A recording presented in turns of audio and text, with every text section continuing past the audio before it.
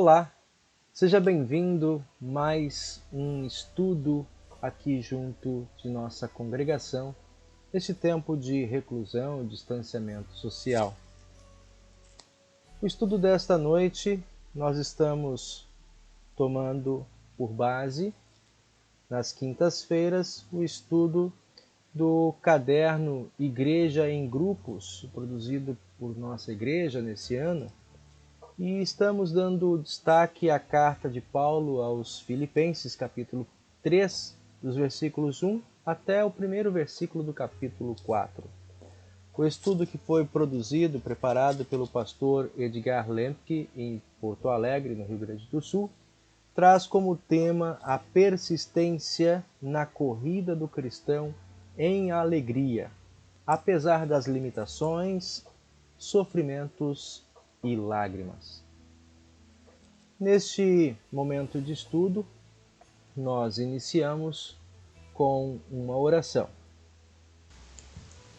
Querido Deus, amado Pai, nós aqui nessa noite, reunidos dessa forma virtual, queremos louvar e agradecer e também aprender mais sobre a Tua Palavra. Dar-nos assim a capacidade, habitando sobre nós, pelo habitar sobre nós o Seu Espírito Santo, para que possamos assim cada vez mais aprender, entender sobre as Tuas palavras. Venha sobre nós nessa noite, aqueles que aqui estão reunidos, tanto neste momento quanto depois virão a assistir a gravação. E por tudo isso nós pedimos e agradecemos em nome de Jesus, que é o nosso Salvador. Amém. O hino para este momento de abertura, do cancioneiro Louvai ao Senhor, número 103, Em Jesus amigo temos.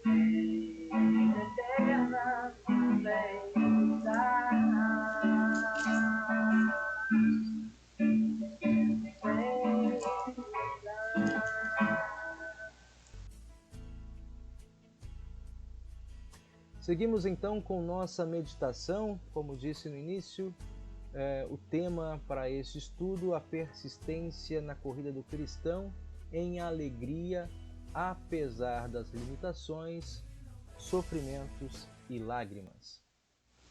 Ele começa com essa carta dando uma introdução àquilo que nós vimos, né? Essa é uma carta em que o apóstolo Paulo estava cativo em Roma, né? E como ele já havia passado pela cidade de Filipos, registrado lá em Atos capítulo 16, ele agora recebe uma solicitação para que ele deixasse alguns conselhos, né? E essa carta, como nós falamos nos estudos anteriores, ela tem um caráter bem pessoal, né? De alegria, como algo que está sempre presente nessa carta, embora as condições do momento não fossem de alegria. Em Filipos estava acontecendo a perseguição tanto por falsos pregadores, né, que eles chamam de falsos profetas, quanto a perseguição dos não cristãos, do Império Romano aos cristãos. E o apóstolo Paulo, por sua vez, estava na prisão, né, com a sua morte já bastante evidente a todos, né? Aí ele traz para nós aqui uma fala de Lutero sobre esse texto. Deixa eu ver se está todo mundo vendo direitinho. Sim. Ali nesse parágrafo, que diz, como o nosso texto é 3:1 até o 4:1, né, vai uma palavra de Lutero. No capítulo 3, Paulo repudia a justiça humana, desprovida de fé, como é ensinada e observada pelos falsos apóstolos. Ele coloca a si mesmo como exemplo de quem teria vivido magnificamente neste tipo de justiça, mas agora não dá a mínima para essa questão. Em função da justiça de Cristo, uma vez que aquela justiça que ele tinha, né, somente endeusa a barriga e cria inimigos da cruz de Cristo. Está nas obras selecionadas de Lutero, volume 8. Né? O padrão de nossa vida é, sem dúvida, a vida de nosso Senhor, como nós estudamos na semana passada. Qual é o modelo da vida do cristão? É espelhar-se no modelo de vida do próprio Senhor Jesus. Nós estudamos lá da humildade, né, da renúncia e do amor como características, marcas da vida cristã inspiradas em Cristo, né? Isso nos inspira a sermos persistentes nessa caminhada que Paulo traz em seu texto, também como a corrida da fé, em meio a sofrimentos e lágrimas, manter a alegria. Isso aqui para a gente entender um pouquinho o esboço desse capítulo 3 que a gente quer seguir. Vamos pegar então esse texto e, como ele está trazendo aqui para nós, fazermos uma leitura da primeira parte. Aqui os versículos 4 a 11. Eu vou fazer a leitura aqui, depois a gente lança as perguntas e reflexões, onde vocês vão abrir os microfones de vocês. Eu faço a leitura na Almeida Revista e Atualizada neste momento, onde diz assim, dos versículos 4 até o 11, né? Mas eu vou começar a leitura já no versículo 1. Quanto ao mais, irmãos meus, alegrai-vos no Senhor. A mim não me desgosta e é segurança para vós outros que eu escreva as mesmas coisas. Acautelai-vos dos cães, acautelai-vos dos maus obreiros, acautelai-vos da falsa circuncisão. Porque nós é que somos a circuncisão, nós que adoramos a Deus no Espírito e nos gloriamos em Cristo Jesus. E não confiamos na carne. Bem, agora o versículo 4, ele pede ali. Bem que eu poderia confiar também na carne.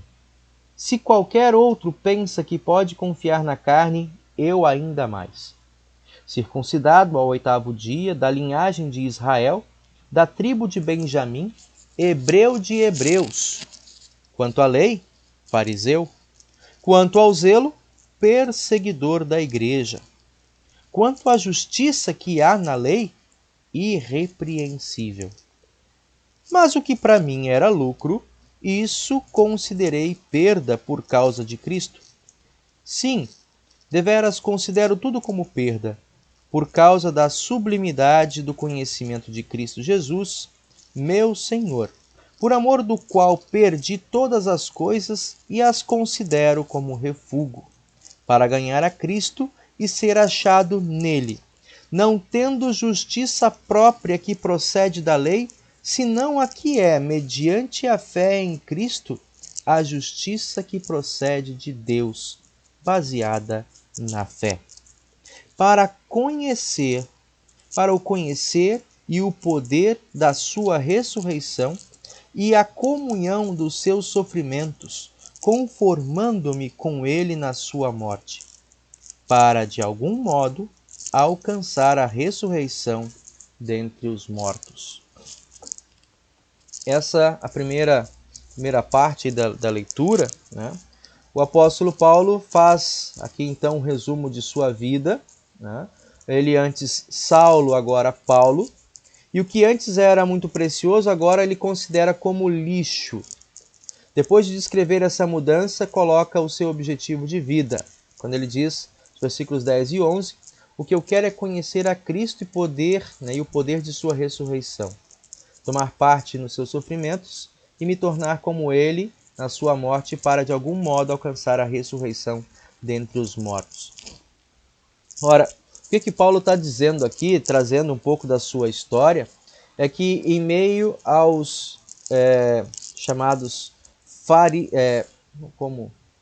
judaizantes, né, os judaizantes que estavam acompanhando a igreja entre os gentios, discursavam entre si que, de certo modo, para ter uma verdadeira segurança da salvação, não bastava confiar apenas na justiça ou na ressurreição de Cristo. Ter a fé em Cristo era algo importante, imprescindível. Não podia ser cristão sem crer em Cristo. Porém, para a segurança de salvação, era necessário também acrescentar à vida todos os preceitos que estavam determinados na lei do Antigo Testamento. E que o apóstolo Paulo vem dizer é que se alguém pode se gabar, poderia se gabar disso, é ele. Porque e aqui nós lemos, é judeu, quanto à religiosidade era fariseu, ou seja, um dos grupos mais dedicados ao cumprimento das leis, E dentre esse zelo todo, quanto à fé antiga, a fé da igreja antiga, ele foi um dos maiores perseguidores da igreja cristã. Contudo, ele vai dizer, tudo isso é passado, tudo isso perde o seu valor e de fato não traz segurança e satisfação para a vida, para a alma humana. Ao que ele vai dizer então, deixo tudo isso para trás. E a única coisa a qual ele se apega, e ele também com isso espera que a igreja e todos nós nos mantenhamos apegados e firmes, é a confiança na justiça que temos em Cristo, isentando a confiança em nossas próprias obras, nossas ações, e depositando a nossa confiança inteiramente em Cristo Jesus. Até aqui tranquilo, né?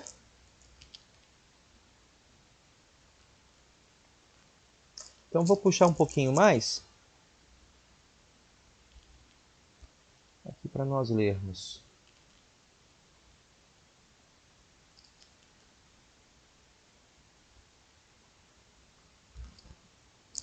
Aí vem algumas perguntas aqui para nós. Se lhe pedisse para dar um depoimento da transformação que Cristo fez em sua vida, qual seria o seu testemunho? Paulo fez isso, tanto na carta aos Gálatas, quanto o texto lá em Hebreus, mas a carta aos Gálatas e aqui também, ele faz esse testemunho como era a vida dele antes, e como passa a ser a vida dele após conhecer, experimentar o que é a graça de Deus, né? O que é a graça do Evangelho, do perdão em Cristo Jesus. O Evangelho que ele por tanto tempo perseguiu, né? Como que esse Evangelho agora estava oferecendo sustentação à sua vida. Alguém gostaria ou sente a vontade em dar um testemunho? No momento em que você, na sua caminhada cristã, passou a reconhecer e valorizar o Evangelho, né? O perdão, a graça do perdão, como algo que sustenta a sua vida para além da sua justiça própria.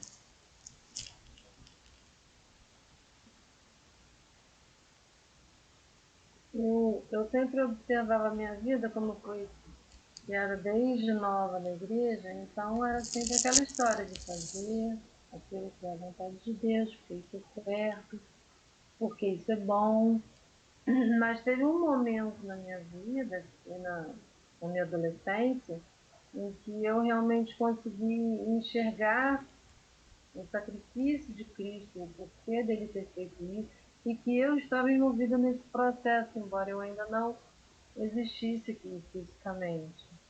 Então foi um conhecer diferenciado, né, que foi obra divina do Espírito Santo, que me trouxe a família de Deus, saber que eu podia fazer parte dessa família e não seria apenas uma cumpridora de uma ou outra norma, né, estabelecida pela igreja ou visualizada na Bíblia. Então foi um momento muito importante de eu conseguir me ver como filha, como amiga, como parte dessa promessa. Para mim foi um momento muito importante e é muito diferente do que simplesmente a gente sair cumprindo obras e executando tarefas. Sim. Nessa última terça-feira, nós falamos sobre como os mandamentos são importantes para a nossa santificação, né? Uma vez que eles, por causa de Cristo, já não têm propósito de salvação, né? Não somos salvos por cumprir a lei, né? Somos salvos por causa do que Cristo fez. Isso traz, no primeiro momento, para nós alívio, né? É tirado dos nossos ombros, da nossa vida, aquele terror do cumprimento da lei. E, por outro lado, né, eles agora se tornam para nós um guia, né, uma orientação para seguirmos em frente no desejo de fazer aquilo que agrada ao nosso Deus. Ou seja, ao pensar assim, tudo que Deus fez e faz por mim, né, sem nada exigir de minha parte, Senhor, como eu posso te servir? Né, como eu posso dizer a Ti muito obrigado pela salvação? Né, de modo que a minha vida seja um espelho daquilo que o Senhor espera de mim. E aí então nós olhamos para os mandamentos. Nós falamos na terça-feira, olhamos para os mandamentos como essa referência, né, a partir de cada um dos aspectos, o que tange a nossa vida com Deus, né, nossa devoção, nosso culto a Deus, bem como também o nosso serviço de amor cristão para com as pessoas ao nosso redor. Então, entender que esse ato de serviço cristão, de postura cristã no mundo, não vem como uma obrigação, né? Não vem como uma necessidade para a salvação, que é o que muita gente ainda vive perturbado, né? Mas reconhecer que você pode fazer com a alegria e a força do Espírito Santo, que nós falamos das confissões de pecado e absolvição, né? Pelo poder e auxílio do Espírito Santo, viver uma vida de concerto diário, de aliança com Deus, nosso Salvador. Continuando aqui um pouquinho a nossa reflexão, Paulo diz que pretende tomar parte nos sofrimentos de Cristo com a esperança de ser ressuscitado da morte para a vida. de que maneira esse desprendimento do apóstolo nos ajuda a sermos persistentes na corrida cristã com alegria, apesar das limitações, sofrimentos e lágrimas?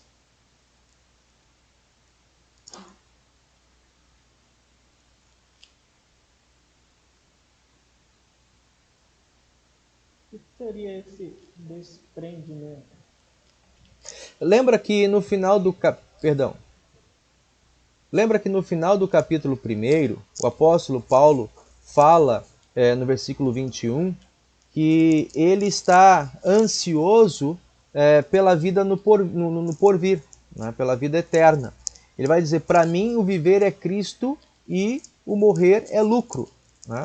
Quando alguém olha a morte como um lucro, né, porque de fato a sua perspectiva de existência ela não está limitada aqui, né, a esse tempo, esse momento. Né? Paulo olha toda a perseguição que ele está recebendo por causa do Evangelho, né, pela sua fidelidade à pregação, ao testemunho, ele vai dizer, isso me deixa feliz. Né? Então é esse desprendimento das coisas do mundo, como a sua realização no mundo, e olhar para aquilo que Deus entrega nas mãos dele. Né? Mesmo sofrendo a cruz da perseguição, né, ele estava satisfeito porque ele reconhecia que isso era um presente, uma oportunidade de Deus para a vida dele. Então é esse contexto aí de desprendimento. Né? Paulo dizer, para mim, né, o viver é Cristo e o morrer é lucro. Gostaria eu de já estar lá. Né? Porém, aí, só complementando aqui o texto, né? Porém, no versículo 21 e 22, já leio aqui para a gente rapidinho, trazer o contexto. Entretanto, se o viver na carne traz fruto para o meu trabalho, já não sei o que hei de escolher. Né? De um ou de outro modo, eu estou constrangido. No desejo de partir e estar com Cristo, o que é incomparavelmente melhor, mas por causa de vocês, é mais necessário que eu permaneça na carne. Então, o que Paulo está preso e apegado no mundo não são seus bens materiais, né? Mas o compromisso com o testemunho. Isso na história própria de Paulo. Né? O que mantém, a única coisa que o prende é o seu trabalho, a sua vocação para a qual ele foi chamado por Cristo. Né? Na vontade dele, o mundo com as suas mazelas já poderia ter ficado para trás e ele está gozando da eternidade.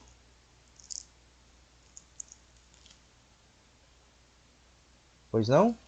Quer responder? Então, nesse sentido, acredito que isso tira o nosso foco dessa nossa vida terrena. E se tira o nosso... Não que nós não vamos viver e não vamos enfrentar as coisas que nós enfrentamos aqui, mas o nosso objetivo é outro. Então, os sofrimentos e as lágrimas, elas não vão nos dar a frustração de certa forma, perder o foco. Porque o nosso foco ele já está garantido, né?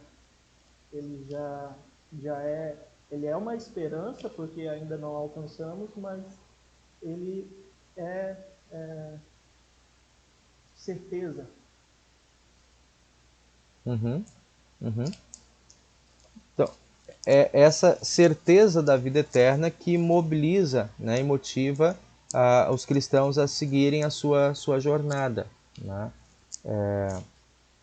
Sermos persistentes, não deixar para trás ou não desistir da sua caminhada, também é na segurança de que o que Cristo fez, né, completou a sua obra e nos oferece pela fé, já é garantido, coisa que antes, pela observação da lei, nunca tinha segurança.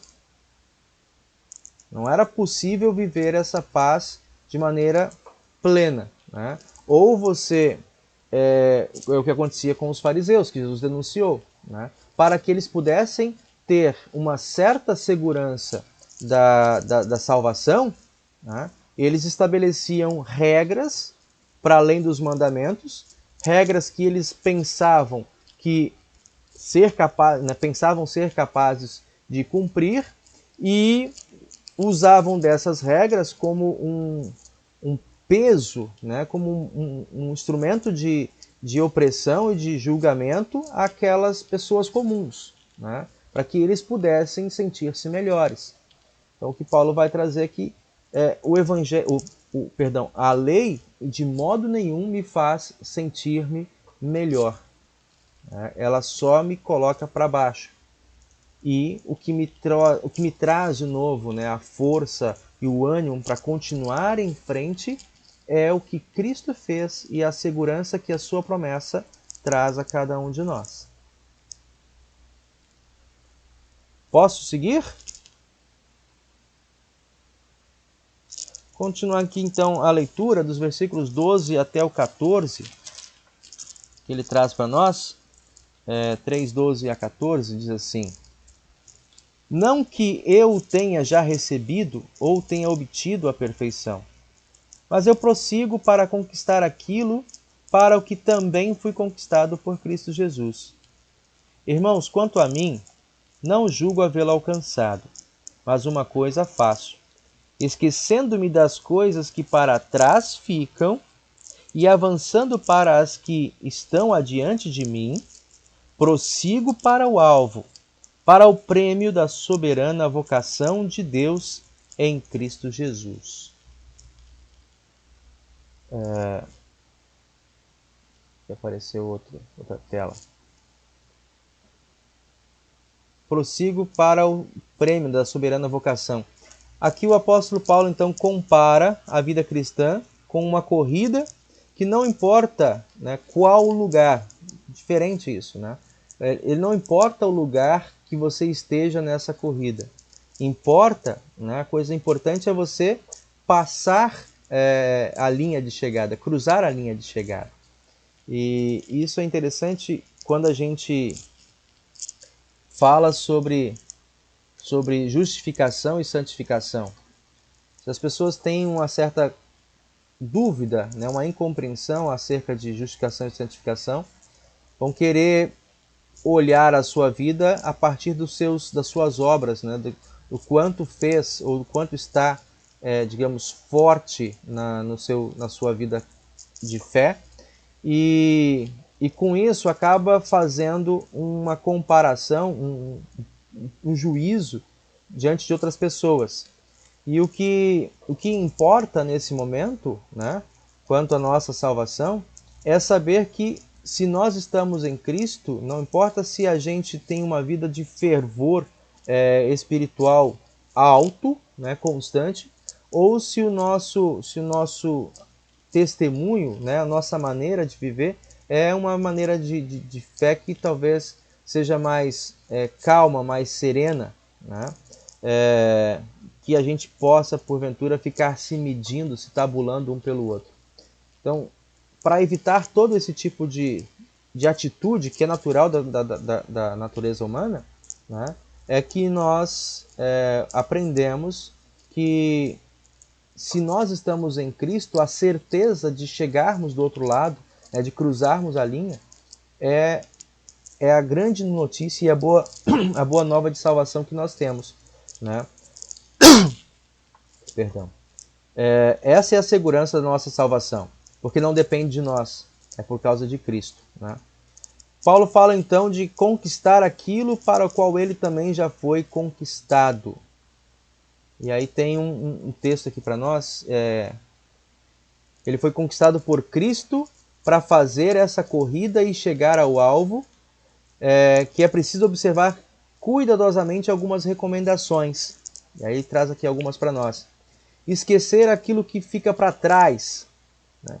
O que significa isso na vida de Paulo, né? O que significa isso talvez em nossa vida? A gente vai falar um pouco mais à frente.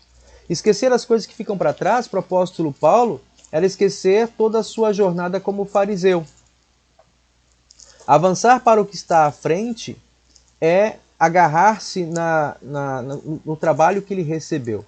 Aqui ele escreve assim: confiança muito firme para quem está numa prisão, continuava com perspectiva de levar o evangelho aos gentios. Como ele escreve aos Coríntios, fiz-me tudo para com todos, a fim de, por todos os modos, salvar alguns. Tudo faço por causa do evangelho, para ser também participante do evangelho. Então aqui o apóstolo Paulo está olhando a perspectiva agora do seu ministério. Isso ele já tinha comentado em outro ponto, né? Sendo fariseu, ele poderia manter-se daquela maneira e com isso também conservar com ele todos os privilégios de um fariseu, né? Ser reconhecido pelas pessoas comuns, ser, de certa maneira, admirado pela maneira zelosa com que tratava o rigor do Antigo Testamento, né? Então, ou seja, se vangloriando de questões externas, questões exteriores, né? Uma moral religiosa exterior, sem, de fato, poder viver a segurança da salvação que agora ele tem. Ainda que perseguido, tratado como criminoso, né? Tratado como um insubordinado, né? Paulo está seguro, porque não depende mais dele. Essa para mim é a leitura que fica forte, né? Que se acentua. Não depende das obras de Paulo, do seu esforço, do seu zelo em cumprir os mandamentos, né? De cumprir a lei, o rigor da lei. Mas ele pode repousar seguro na promessa e na obra que o próprio Jesus fez, né? Então, por isso ele avança, por isso ele segue. E por isso o apóstolo Paulo, entre os gentios, ele fala de maneira tão acentuada sobre a graça, né, como esse presente de Deus, e ele recrimina os judaizantes, porque eles queriam contaminar o evangelho, colocando preceitos do Antigo Testamento dentro do modo novo de viver dos cristãos, né? Então ele traz esse contraste, né? E por fim, terceiro ponto ali que traz esse texto, correr direto para a linha de chegada. Assim como o atleta trata seu corpo com disciplina, treinamento e foco, o cristão trata a vida com disciplina, atitudes e também foco, sem perder de vista a linha de chegada. Que a gente está vivendo nesse momento, aqui na cidade, no estado, né?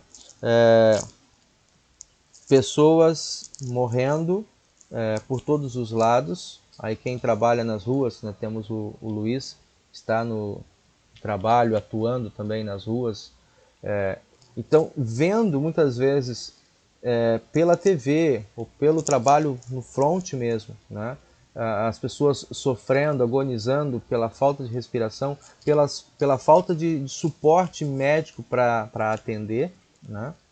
De fato, isso aterroriza, isso traz terror, isso traz um certo medo, né? Uma ansiedade. Contudo, o apóstolo Paulo lembra nesse sentido: eu não perco o foco. Qual é o foco da vida cristã? Né? A nossa vida não se limita a esse tempo que nós estamos aqui. E aqueles entes queridos, por exemplo, a gente vê diversos casos de pessoas que acabam sendo acometidas e não conseguem se recuperar e morrem, né?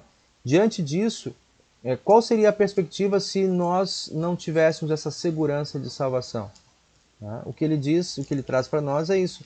Se o nosso foco se perde no porvir, no além, né? Num texto que Lutero fala sobre as consolações, tem inclusive um pastor que fez uma série de estudos nesse período de pandemia sobre as consolações de Lutero. Quando fala sobre as consolações, ele vai dizer: a nossa maior consolação é que a passagem desta vida para a eternidade, ela já está dada e segura por causa do que Cristo fez, por causa da justiça de Cristo, né? Então, aqueles que descansam em Cristo, aqueles que morrem, nós cremos, eu na minha oração de domingo, a gente relembrou isso novamente, né? Nós, como cristãos, estamos exercitando o conhecimento e nosso testemunho de fé para que a gente não seja perdido ou esquecido na eternidade, né, para a eternidade. Que a gente não fique do lado de fora da festa. Né? Por isso, pegando a história das virgens, né, que Jesus fala das mulheres prudentes e as tolas, né, estar preparado, vigilante, fazer o uso dos instrumentos que Deus nos entrega. Palavra, né, que a gente está fazendo aqui hoje.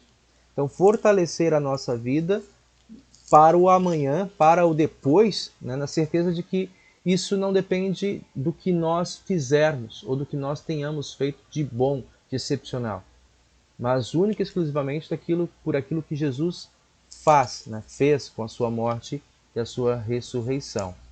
Então, esse é o nossa meta, esse é o nosso alvo. É isso que o apóstolo Paulo está trazendo, e por essa razão que ele está falando de maneira tão insistente ao longo da carta sobre alegria, sobre felicidade, né? Mesmo diante de perseguições que a igreja e ele também estavam enfrentando. Trago aí mais duas perguntas, duas questões para reflexão e debate. Vocês podem colocar em prática as 3 recomendações do apóstolo Paulo para o desenvolvimento da vida cristã? É possível colocarmos isso em prática? Vou baixar aqui um pouquinho para todo mundo ver.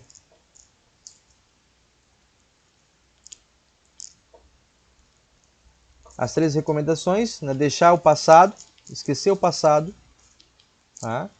Apegar-se nessa nova vida que temos pelo Evangelho, né? Reconhecendo, nesse sentido, ponto final, que é a certeza da vida eterna, né? Que é essa expectativa da vida eterna, focada em Cristo Jesus. É possível colocar em prática essas 3 recomendações?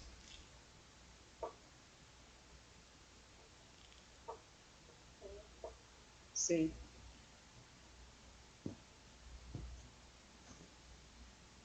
Talvez com algumas derrapadas no caminho, mas reconhecendo também elas, né? Mas acredito que sim.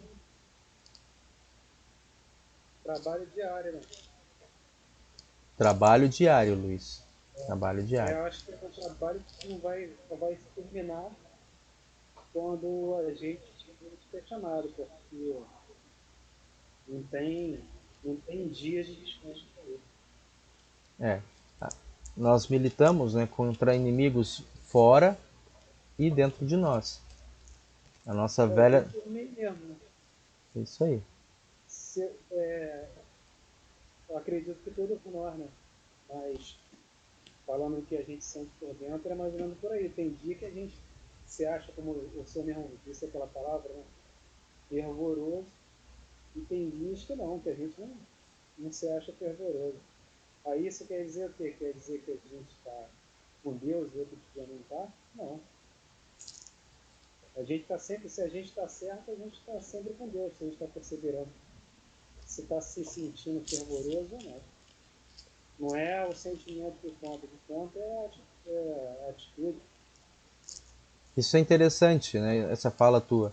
Não é o nosso sentimento que conta. Então, o que conta? O que conta é a promessa de Cristo. Né? O que conta é essa promessa da salvação. Isso se torna, para nós, inclusive, um dos pontos de grande defesa entre os luteranos quanto à presença real de Cristo na Santa Ceia. Né? Em meio aos discursos de razões, digamos, de discussão lógica, né, de raciocínio lógico quanto à presença de Cristo no pão e no vinho, como é que você prova, como é que você se assegura disso? Né? Lutero dizia, eu não preciso provar nada para saber que o que tem aqui é corpo e sangue. Né? Porque se eu me desafio a provar isso, a presença real, né, eu começo a colocar em descrédito ou em dúvida, né, a própria palavra de Cristo. E existem coisas, como vai dizer, entre o céu e a terra, existem coisas entre o campo da realidade que excedem a nossa compreensão. Tá? E já entra também no campo da fé. Se eu consigo provar que o pão e o vinho são o corpo e o sangue, então eu não preciso de fé. Né? Então, todo o sustento assim do discurso, da pregação, do testemunho quanto à presença real de Cristo na ceia, se está baseado na sua própria palavra, na sua própria promessa. Toma e come, isto é o meu corpo. Toma e bebe, isto é meu sangue. Então, eu me apego não na minha capacidade de compreender, né, de apreender tudo e conseguir explicar com a minha fala, né? Eu me agarro na promessa de Cristo. Ou seja, quando eu não compreendo, é aí que eu me apego mais ainda para que a palavra dele seja, de fato, aquilo que sustenta a minha vida a cada momento. Porque os meus sentimentos eles são vacilantes. Né? A minha compreensão é limitada. Né? A minha capacidade argumentativa também é limitada. Mas se eu me apego nesta palavra, nessa promessa de Cristo, não importa o meu tamanho ou a minha abrangência lógica ou de raciocínio. Né? Por isso tem aquele texto que Jesus fala assim, aprendam com as crianças. Tem um colega, um pastor, que ele fez todo um trabalho falando sobre isso, né? Sobre a confiança da criança e como isso é importante nós reaprendermos isso. Né? Porque a criança, ela confia, né? De fato, ela não questiona. Não que nós tenhamos que ser pessoas leigas, né? Ou alienadas, não é esse o ponto. Mas que com relação ao nosso Deus e à nossa salvação, que nós não duvidemos da sua promessa. Né? Afinal, esse foi um tropeço para Adão e Eva lá no jardim. Né? Será que Deus disse isso mesmo? Se vocês comerem, vão morrer? E aí eles puseram em dúvida, será que Deus vai de fato condenar a gente se nós comermos? Então, quando eu ponho em dúvida ou testo, né, a validade da palavra de Deus, eu posso incorrer nesse ponto de perder o foco, de perder o alvo do que tem para mim à frente, né? E até mesmo começar a olhar muito mais para as minhas ações, para o meu passado, o que é falho, né? E o que é tortuoso, e nisso eu me torno um alvo fácil para o inimigo, para o tentador. Por isso que Paulo tem essa visão e essa fala ela é muito importante em tempos de crise, em tempos de pandemia, em tempo em que talvez estejamos com a fé um pouco mais abalada, né, de nós mantermos os nossos olhos e a nossa consciência apegado àquilo que Cristo nos promete e por sua promessa a nossa garantia de salvação e vida eterna. Beleza? Posso avançar?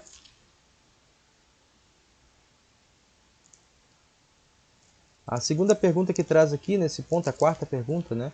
Não que eu já tenha recebido isso, ou que eu já tenha obtido a perfeição. Eu prossigo para conquistar aquilo para o que também fui conquistado por Cristo Jesus. É um jogo de palavras, né? Interessante de tentar entender. Alguém gostaria de comentar? Como é que vocês entendem essas palavras de Paulo?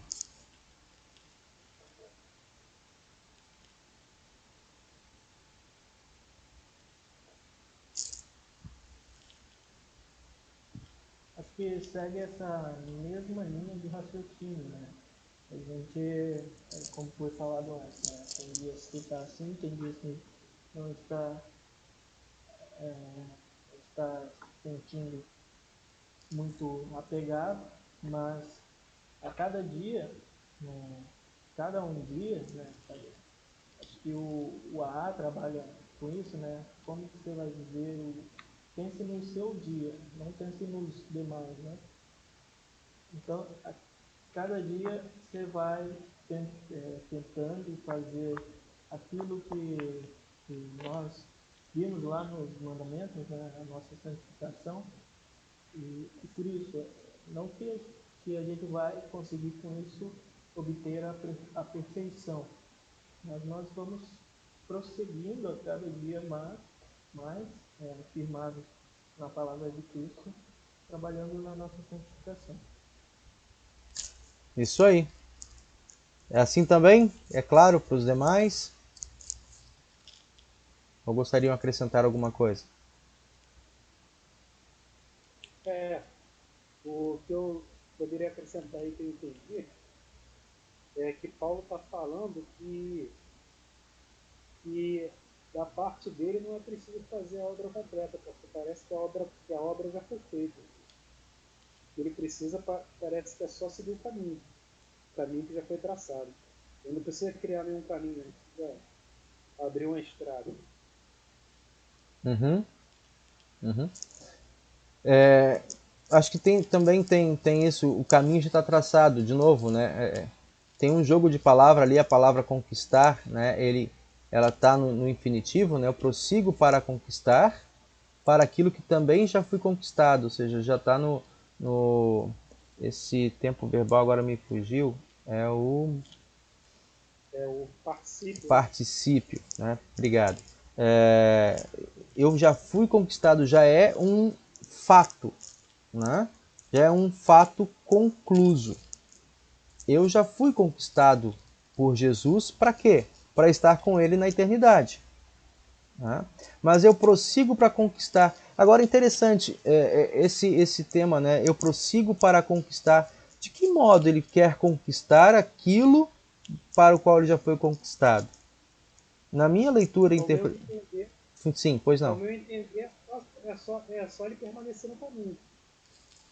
Só permanecer no caminho. E aí, em outras palavras, é ele tomar consciência do perdão que ele tem, tomar consciência dessa aceitação de Cristo, né? Tomar consciência nesse intento. Eu comento com vocês em outros momentos a ilustração, né, de que nós, nascidos no Brasil, somos brasileiros, cidadãos, detemos a cidadania brasileira.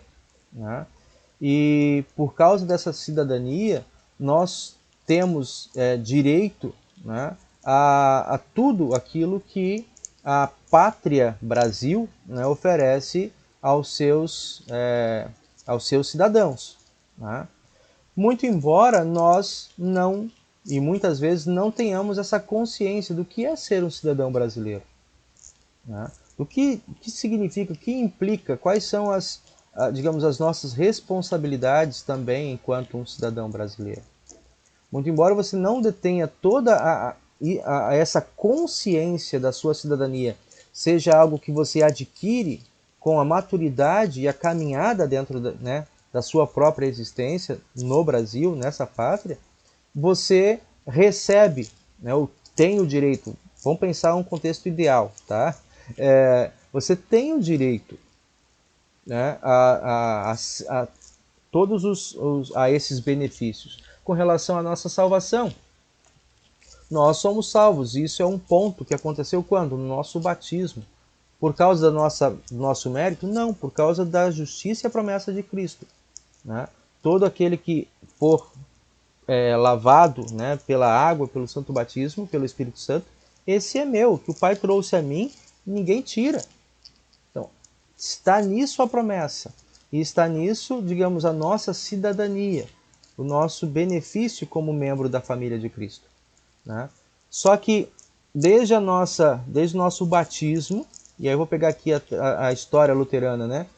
A criança ela é batizada, quando chega na sua adolescência, ele entra no processo de instrução, em que ele vai aprofundar e chegar, digamos, com suas próprias conclusões, aquilo que ele desde pequenininho já tem.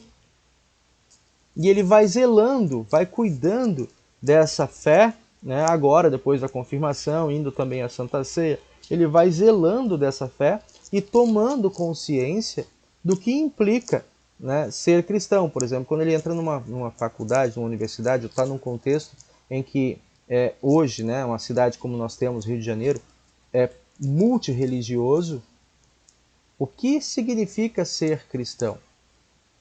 Ele vai ser chamado ou desafiado pelo mundo a manter, né, o seu testemunho ou abrir mão dele, mas ele vai ter que tomar uma posição, né? E isso implica também em como você se manifesta, como você reage às adversidades no mundo que a gente está. Ou seja, benefício, direitos que você tem e depois uma tomada de consciência, de responsabilidade, né, de resposta ao que você já tem. Você não vai perder se você é um cristão super consciente do seu papel, do seu testemunho, da sua responsabilidade, ou se você é uma pessoa que não é digamos, um militante. Você vive ali a sua religiosidade, a sua espiritualidade de uma maneira moderada, né? Isso não implica em você perder a sua salvação por causa disso. Podemos avançar?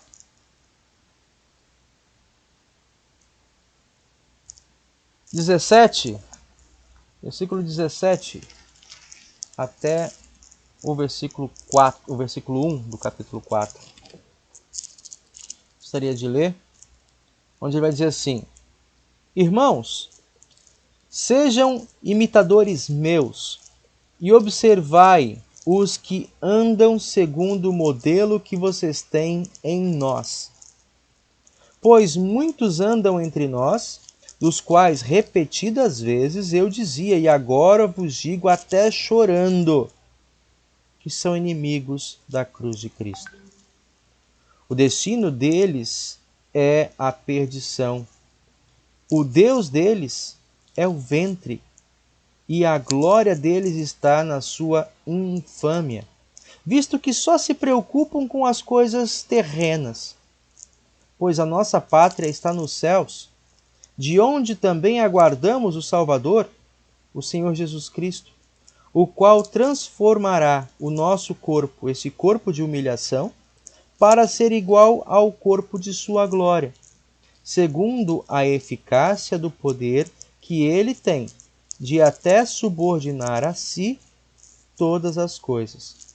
Portanto, meus irmãos amados, muito saudosos, a minha alegria e coroa, sim, amados, permanecei deste modo firmes no Senhor. Então, a colocação, né, quanto aos inimigos da igreja e esse desejo, né, esse incentivo para que os cristãos lá em Filipos não sucumbissem a falsas doutrinas, mas permanecessem firmes no que eles tinham recebido de Deus, né, do testemunho. Alguém? Deixa eu colocar aqui para a gente continuar um pouco a nossa leitura.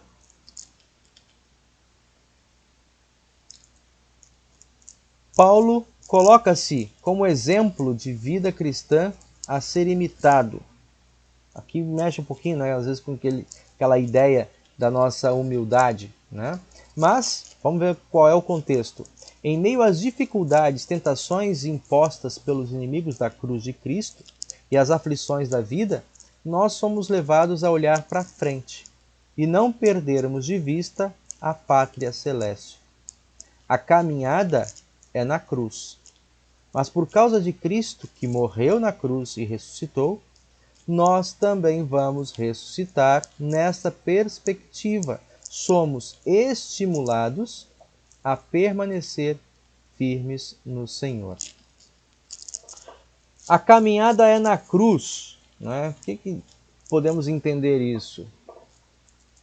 Jesus disse em diversos pontos, especialmente na parte final dos evangelhos, né? Por serem meus seguidores, vocês serão perseguidos, né? Vocês serão até mesmo mortos, levados às autoridades, presos, né? Sofrerão na carne por darem testemunho de serem meus seguidores. E interessante, quando Jesus fala sobre isso, né, ele fala que no mundo, se nós tivermos que fazer a escolha entre viver uma vida cristã, viver um testemunho meio que fantasioso, né, de querer levar a vida sem desafios, né, uma fé cristã que não enfrenta nenhum desafio, que você não combata nada da sua carne, da sua vontade, né, dos seus estímulos particulares, se não houver nenhuma luta, né, você precisa levar ou fazer algumas perguntas se de fato você está sendo um discípulo de Cristo, né? Porque o espírito milita contra a carne. Ser cristão ou levar essa fé a sério significa mortificar os desejos da própria natureza, que são contrários a Deus, né? E aí ele continua dizendo, né, o Senhor Jesus continua dizendo, se alguém que diz ser meu discípulo e não está disposto a tomar a cruz, então não serve para ser discípulo. Está enganado, está se enganando, né?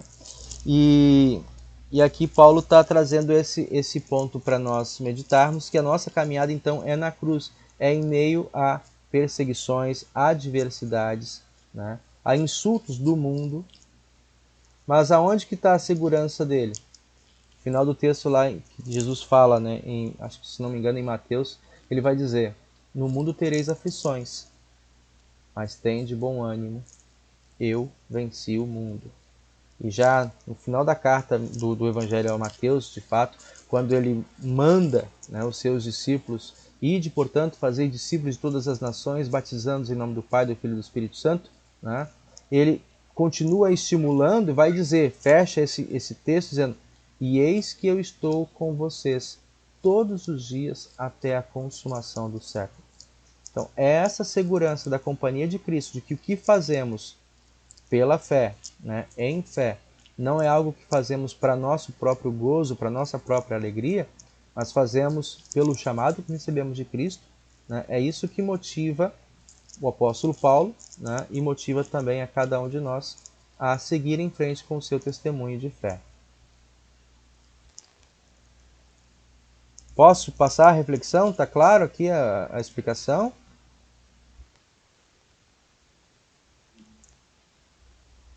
Então vou lançar para vocês as perguntas. Alguém aí me, por favor, responda. Lutero, em referência a Filipenses 3,18, elaborou a premissa. O teólogo da glória afirma ser bom o que é mal, e mal o que é bom.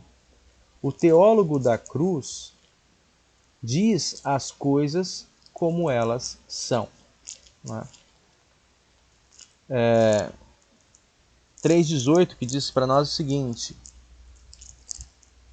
pois muitos andam entre nós, dos quais repetidas vezes eu vos dizia e agora repito, até chorando, que são inimigos da cruz de Cristo. O que isso nos traz aí? Como é que a gente pode refletir em cima dessa afirmação de Lutero? O que é entendido a vocês? Isso me vem à lembrança daqueles judaizantes, né, que você falou no começo, né? Eles acrescentavam coisas, né, que não precisavam ser feitas e que, de certa forma, acabava anulando a graça de Cristo.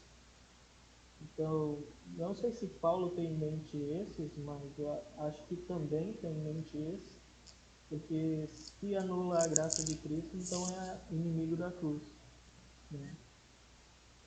Talvez eles tinham até boas intenções, mas já dizem o ditado que de boas intenções o inferno está cheio, né? Então,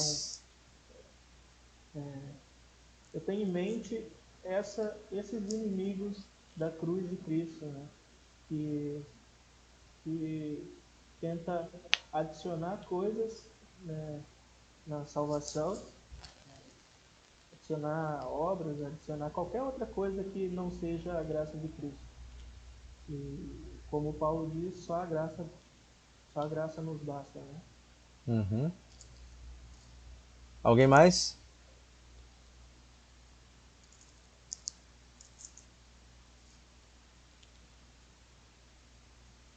Eu, eu poderia acrescentar uma coisa, Sim, tá me ouvindo? sim. Isso aí me faz lembrar, por exemplo, quando eu era garoto, né? Eu era garoto, a minha mãe, né? E meus parentes eram de origem católica.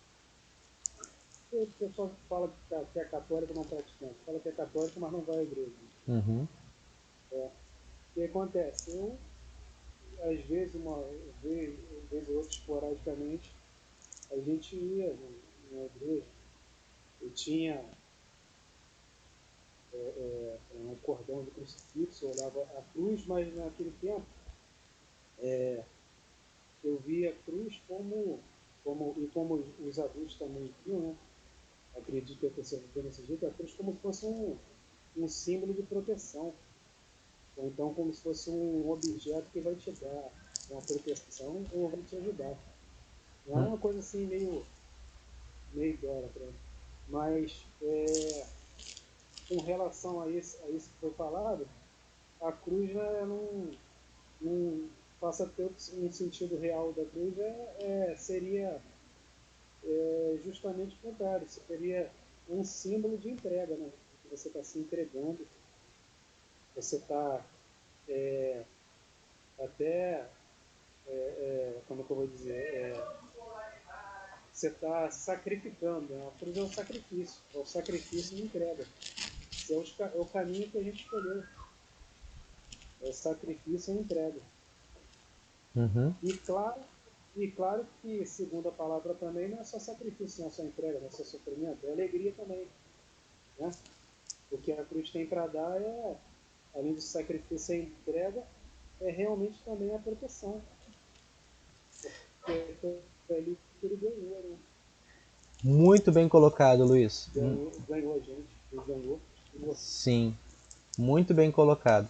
Às vezes, quando a gente fala da cruz, a gente acentua o aspecto da negação, né? Da mortificação, e por outro lado a gente esquece, não acentua nesse modo, nesse ponto, que é uma questão ambígua, né? Se por um lado você mortifica a carne, né, e mortifica os seus velhos hábitos e velhos desejos, por outro lado você se agarra, se abraça nessa justiça e nesse presente da salvação. Tá? Se apegar na cruz de Cristo de maneira bem compreendida, é isso. Você tem tristeza, né, sofrimento. Paulo fala disso lá em Romanos 7. Essa carne, né, esse corpo me leva para a morte. Né? Mas quem me tira desse caminho, né, de morte? Louvado seja Deus que Ele fez e faz isso em Cristo Jesus. Então foi muito bem colocada essa sua reflexão, né, quanto à cruz. E ali quando ele diz isso, né, o teólogo da cruz diz as coisas como elas são. Né? Não é no sentido, e completando aqui o que o Richard já comentou, de que às vezes a gente pensa, poxa, como essa condição, né, de desprender-se da sua autojustiça e apegar-se totalmente na justiça de Cristo. O paradigma da cruz, lá do bandido na cruz, né, é o paradigma em que aquele homem, ele condenado, sendo uma pessoa de, digamos, má índole, ele está ali, naquele lugar, pagando por um crime que ele cometeu, e de que modo ele agora pode, né, ousar dirigir-se ao Senhor, a Cristo, né, e ainda pedir o que ele pediu. Lembra de mim quando vieres no teu reino. E o que espanta ainda mais a esse judaizante, né, ao legalista, tanto lá quanto hoje, é essa declaração de Jesus, de olhar para aquele homem e dizer assim, fica em paz, né? Hoje estarás comigo, né? Em verdade te digo que hoje estarás comigo no paraíso. Então, ele não lança, dentro da teologia, né, católica, não lança a ideia de purgatório, né? Não lança no meio, digamos, dos fariseus, de olhar o seu passado, as suas obras. Não. Ele disse, olha, hoje estarás comigo no paraíso. Tá? Então, desapegar-se da sua autojustiça e se entregar plenamente nessa graça, como esse desprender-se de mim e me apegar a tudo que Cristo traz para mim, isso de fato é uma luta que a nossa consciência, que a nossa razão, que ela é muito meritória. Nós somos meritocratas. Né? E aí lidar com a graça é algo que a gente tenta, de certo modo, colocar uma dose daquilo que nós compreendemos. Não pode ser tão gratuito assim, não pode ser tão pleno assim.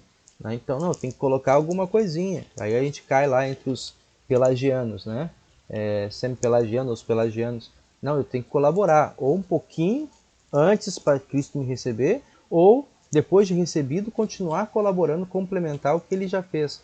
Então, nesse ponto, é militar contra a própria carne. Né? Que ele vai dizer, os teólogos da glória, né? Vão estar tentando colocar algum mérito, né, sobre o indivíduo para a salvação, né? Por ter sido escolhido, por ter sido colocado entre os eleitos, então coisas nesse sentido. E quando ele fala do teólogo da cruz, é dizer as coisas como elas são nesse aspecto, de que eu não mereço nada, e por mais que eu me esforce, nunca farei o suficiente. Né? Por outro lado, o que Cristo fez é tão perfeito e pleno que eu posso descansar nos seus braços. Né? Ainda que o mundo e o próprio diabo me acuse, né? Você pode descansar porque quem promete é o próprio Jesus. Né? Quem garante é o próprio Jesus. A última questão aí, antes de nós encerrarmos, à luz dessa afirmação, que debate pode ser feito em relação à teologia da prosperidade, tão atual e que leva tanta gente às igrejas que a adotam em suas pregações? O que a teologia da prosperidade tem, né, a dizer e de que maneira, com que propriedade a gente pode se colocar, né, diante dela com uma outra proposta?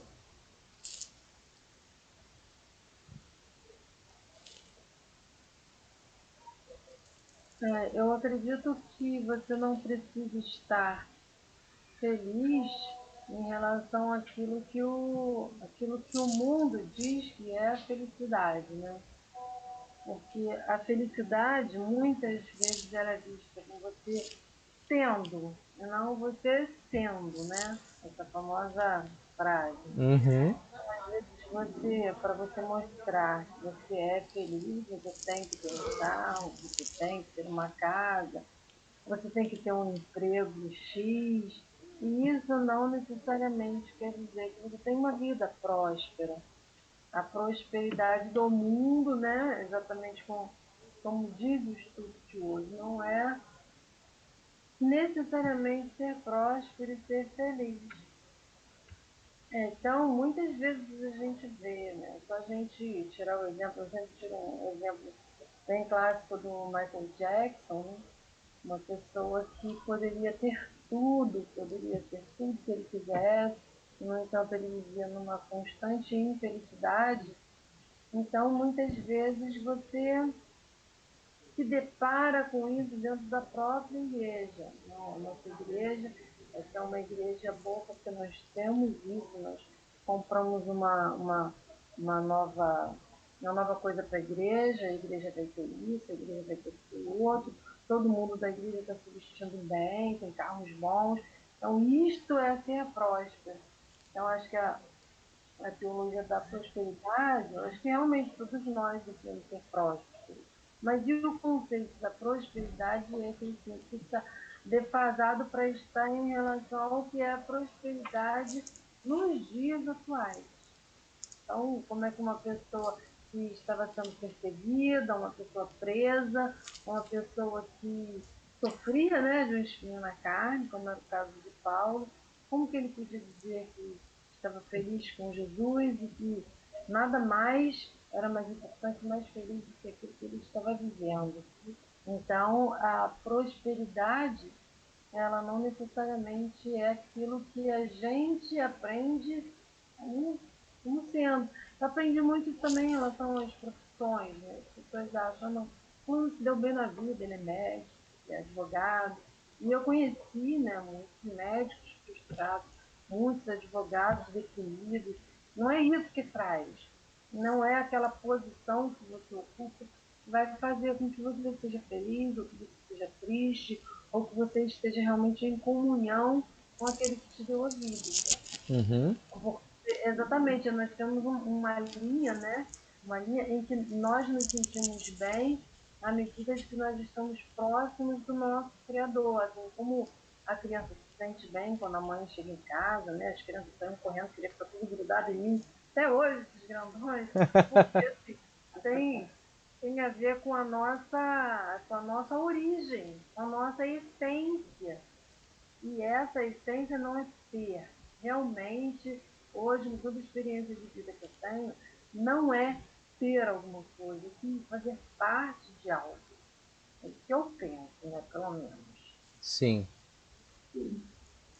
Mais algum complemento? Eu gosto de ouvir vocês.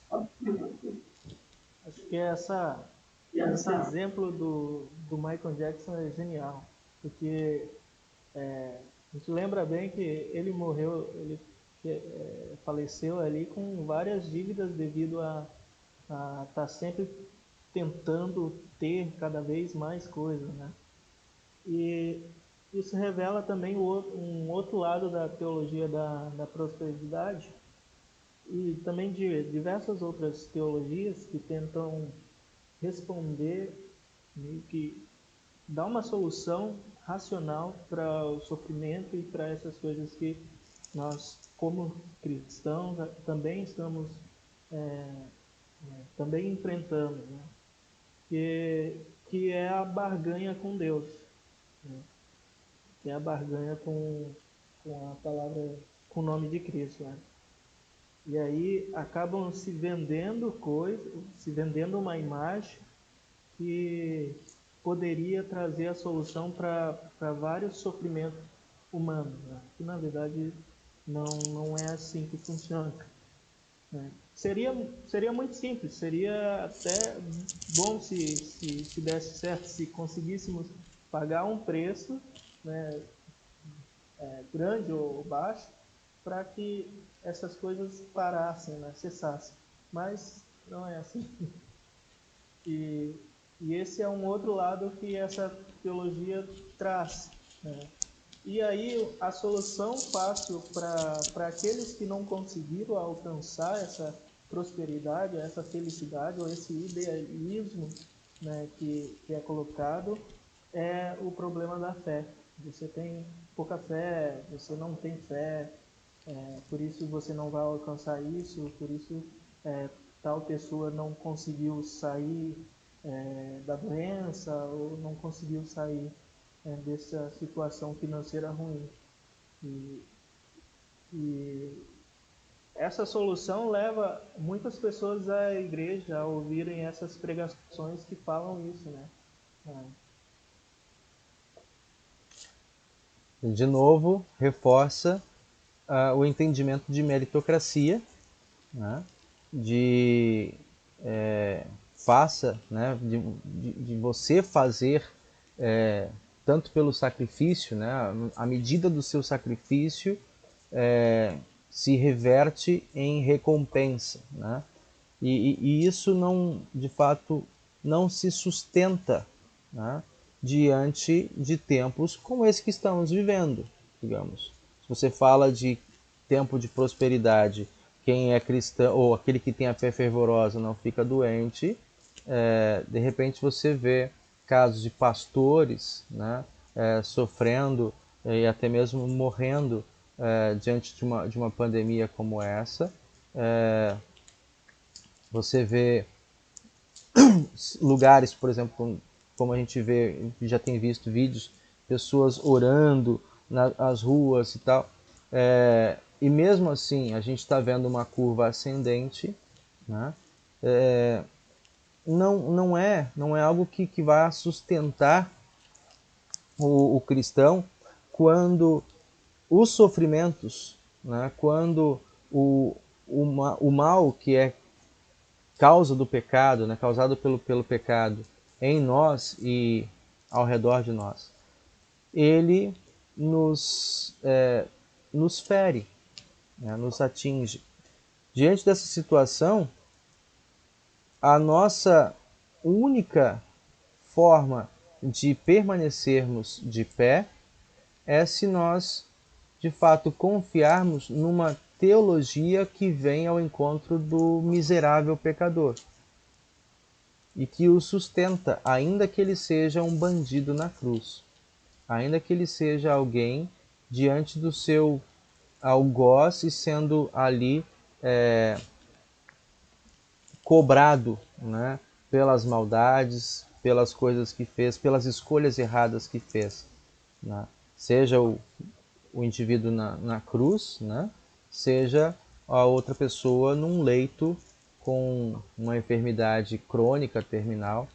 Então, de qualquer modo, esse evangelho da cruz, quando ele se sustenta de fato, né, naquele que venceu a morte, que venceu o pecado, que venceu o diabo, que é Cristo, né, ele é capaz de oferecer suporte para esse indivíduo, oferecer uma palavra de alívio e de segurança para essa pessoa, ainda que ao longo de toda a sua jornada, ou tenha sido rico e nunca se encontrou, né, nunca de fato encontrou sentido, como a gente comentou nos exemplos, quanto aquela pessoa que sempre teve o mínimo, né, um salário mínimo, às vezes nem isso, como a gente vê casos aí de famílias que têm renda em casa inferior a um salário mínimo, né? Então, é uma pessoa que não pode ser feliz, não pode encontrar, digamos, essa plenitude, a palavra essa prosperidade que Paulo está relatando nessa carta aos Filipenses, é dessa satisfação, desse encontrei a minha plenitude. Estou pleno, satisfeito, ainda que eu esteja na prisão, né? Então é essa a verdadeira prosperidade para a qual nós somos chamados pela fé, de estar satisfeitos, estar contentes, né? E contentados com as coisas que temos recebido de Deus. Mais algum complemento? Eu só ia Só dando graças. lembrar. Só dando graças porque está maravilhoso mesmo. A palavra é reveladora. Pois não, Richard? Eu ia lembrar para exemplificar também a história de Jó, né? Ele era um Maravilhoso. homem justo e correto, o texto ali dizia, né? Diz, né?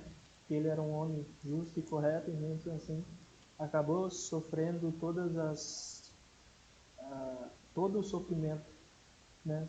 E os amigos dele, aqueles que iam ali tentar consolar ele ou tentar levar alguma palavra, tinham essa ideia em mente de uma teologia de retribuição.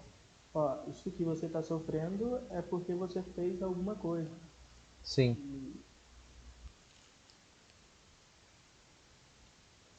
Então tá. Isso aí me Gente, faz lembrar também pois não? aquela cura do cego. Eu não sei precisar o nome João, da Bíblia que está. João 9. Eu não sei se é do cego ou se é do coxo. E os apóstolos estão para ele: Senhor, quem pecou? Foi o pai dele ou ele? É mais ou menos assim.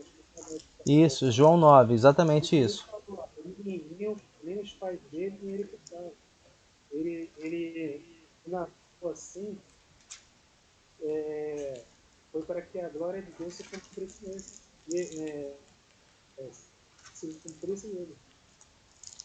Isso. Eu acho que tem tudo a ver. É João capítulo Ele 9. não teve, ele não teve culpa de ter sido acometido por aquela enfermidade, mas ele teve um grande privilégio de usar o corpo dele, né? Passou um período de grande sofrimento até encontrar com Jesus e teve o privilégio de ser um instrumento na mão de Deus para mostrar para as pessoas a glória de Deus. Ele foi o instrumento. Isso é maravilhoso.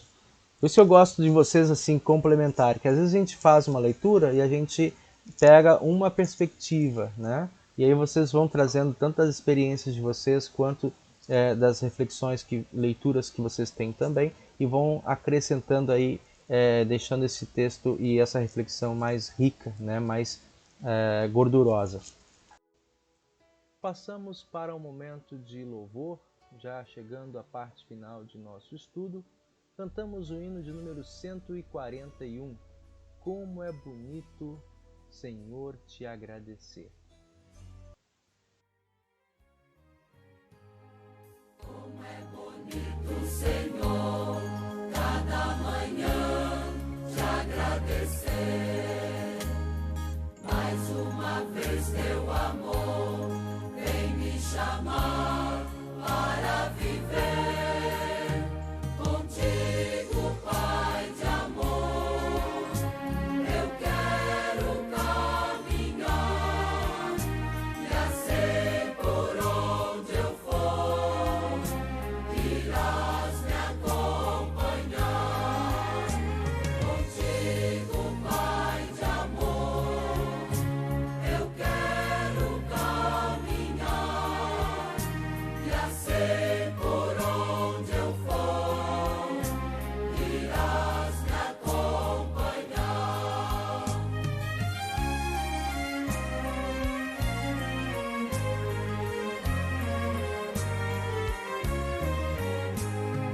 Como é bonito, Senhor, cada manhã ter o meu pão e desejá-lo também a cada dos meus irmãos. Contigo, Pai de amor, eu quero caminhar e assim por onde eu for irás me acompanhar. Contigo, Pai de amor, eu quero caminhar e assim por onde eu for irás me acompanhar.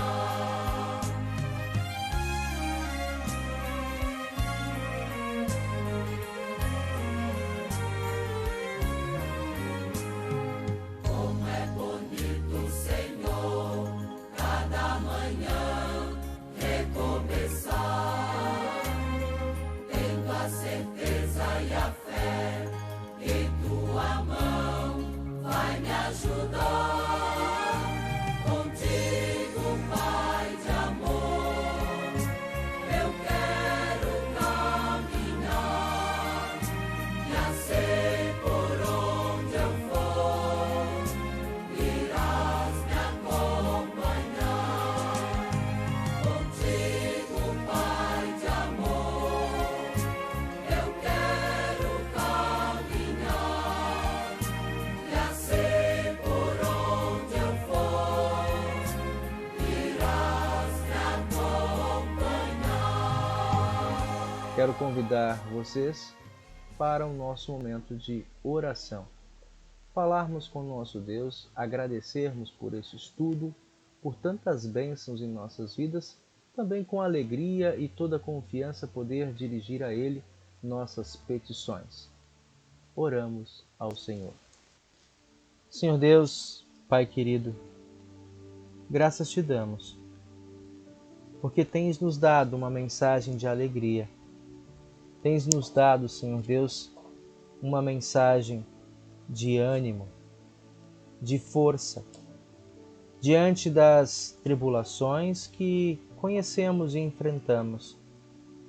Seja aquilo que está comum a todos, como o risco de contaminação, esse novo vírus disseminado entre nós, seja, Senhor, lutas particulares, enfermidades crônicas, lutas internas, de aceitação, de acomodação, Senhor Deus, para que o Teu Evangelho seja aquilo que nos preenche, aquilo que nos satisfaz, e que não fiquemos, Senhor Deus, vagueando de lado para o outro, buscando doutrinas e teologias que buscam valorizar o nosso ego, a nossa autojustiça, em detrimento da justiça de Teu amado Filho Jesus. Senhor Deus e Pai, nós nos entregamos em Tuas mãos e pedimos da Tua parte sabedoria para levarmos avante o testemunho da fé salvadora. Com a mesma alegria e coragem com que tiveram cristãos do passado, o apóstolo Paulo, de quem hoje aprendemos um pouquinho mais. Senhor Deus, usa cada um de nós, os nossos dons, as nossas habilidades, para que, ó Deus, em meio à dor, lamento, luto, angústia e insegurança que vemos ao redor de nós, possamos, Senhor Deus e Pai, repartir o Teu Evangelho Salvador. Pai querido, nós colocamos em Tuas mãos o nosso trabalho. De modo especial, agradecemos por ter conservado e preservado as conquistas que o Luiz e seus companheiros nas Forças Armadas conquistaram, Senhor Deus. Nós te agradecemos porque Tu tens guardado a eles, seus companheiros também, nesses dias, esses tempos em que combatem não apenas a violência, mas muitas vezes, Senhor Deus, precisam trabalhar com orientação à nossa sociedade que age com tanta displicência. Pai querido, guarde a eles e outros tantos profissionais que neste tempo se colocam para além da segurança particular, colocam-se, Senhor Deus, também em luta e que precisam preocupar-se não apenas com a saúde particular, mas também com a saúde de seus entes queridos quando retornam para o seu lar de segurança. Pai querido, nós entregamos ao Teu cuidado também o trabalho e agradecemos em nome da Clara. Pedimos que conceda a ela sempre maturidade e amadurecimento contínuo no seu ambiente de trabalho, que ela continue, Senhor Deus, se desenvolvendo tanto de maneira técnica quanto de maneira profissional e pessoal, e que dê testemunho do seu modo, no seu hábito diário, cotidiano, para que as pessoas, olhando para ela, possam enxergar a Ti, ó Pai. Sabemos que sem o Teu Espírito Santo não conseguimos fazer isso. Agimos como hipócritas, como falsos, mas a Tua palavra, Senhor, que nos exercita, esse exercício que fizemos hoje, de estudar, de olhar com atenção e buscar refletir a nossa vida na Tua palavra. Isso, Senhor, permite que nós vivamos de maneira autêntica a nossa fé. Senhor Deus e Pai querido, nós entregamos as famílias que estão acometidas desse vírus, que estão sofrendo, que estão passando, Senhor Deus, por dores e inseguranças.